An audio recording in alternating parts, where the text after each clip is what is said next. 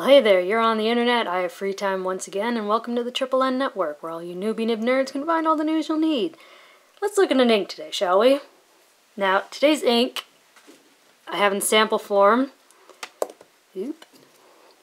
DeAtramentis Document Dark Blue.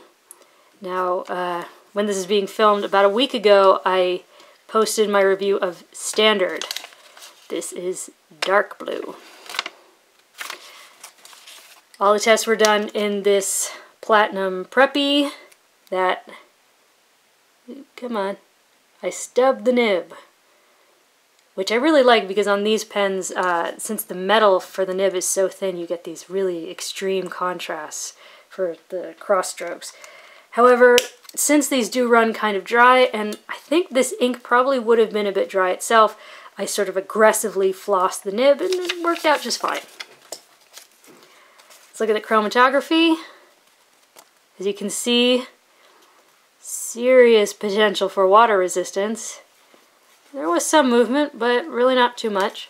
So, let's check out the paper tests. Top down in density, Clairefontaine 90 grams per square meter. 3 seconds to dry, which is nice, but then you get near bleed. I said pen was aggressively flossed, so it was a bit wetter, but no feather, no spread, no real shading, woolly finish, and an uninspiring color. This is really not meh.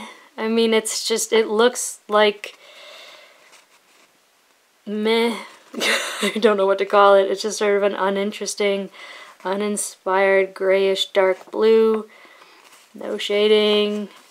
Fantastic water test. I mean, if you look at that and look at that, there's pretty much no difference. But then we get to this. Some extreme echo going on. So, next is Rhodia 80 grams per square meter. 5 seconds to dry. Again, near bleed through. I mean, it's nearly to the other side. No shading, minimal feathering and spread. I said it might do better in a drier nib. And I said it's kind of troublesome for Rhodia because it's, yeah, I mean, it doesn't have great shading. It's kind of almost bleedy. Great water test, again. Very little difference. But, next is Tomoe River Paper. 5 seconds to dry. I said there's no bleed, which is great because it's the first time so far, really. But there's serious echo. And I said there's almost no shading, but there is some. Which there'd better be, because, I mean, come on, this is Tomoe River. But, again, not terribly inspiring color. I said this is the only good pen-paper-ink combo so far. But, I mean, look at that. This is Tomoe River. It loves to let ink just slide away, but that is so there. I mean, there's almost no difference. Not bad. But again, I said bleed through, or no bleed through with serious echo because it's fairly dark. Next is 20-pound copier paper, where I said it dries almost instantly. Or I said it dries instantly because it did. I mean, there's no smear at all. I said ink dries so quickly and paper is so absorbent. There are flow issues, which I think is saying something. Because again, I said, you know, I flossed the nib pretty aggressively and still there was like, you know, I had to go slow or slower than usual. Not much feathering and spread. Fantastic water test. No exploding, no feathering. It barely changed at all.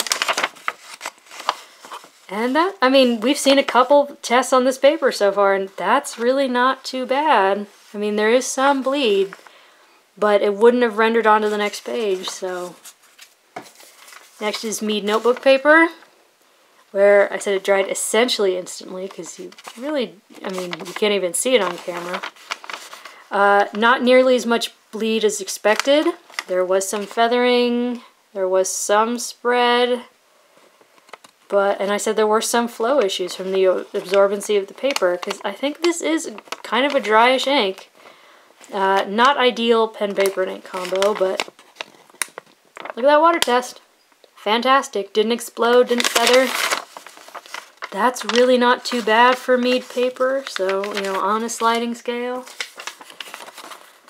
And then Moleskine notebook paper, where on the broad strokes it took 3 seconds to dry, and on the narrow strokes it took 1.5. And see, this is what I mean about why I like stubbing those nibs, because look at how razor fine that is.